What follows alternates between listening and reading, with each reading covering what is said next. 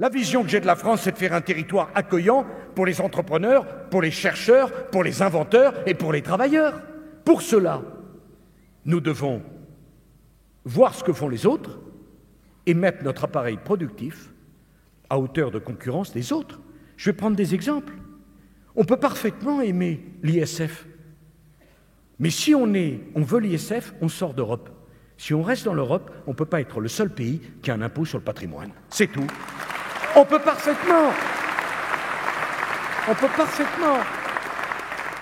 vouloir une fiscalité qui prend à ceux qui ont plus pour donner à ceux qui ont moins.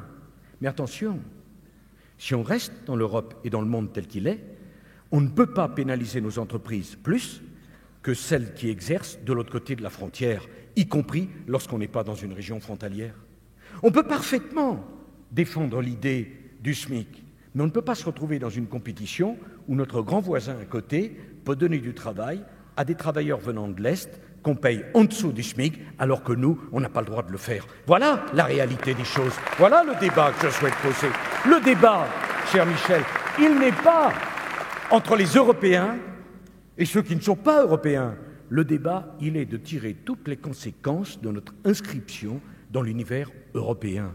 Je ne veux plus que nos entreprises, nos industries, nos sociétés soient massacrées parce que les conditions sociales et fiscales que nous leur réservons leur rendent impossible la victoire dans la compétition économique européenne d'abord et mondiale ensuite. C'est le débat central.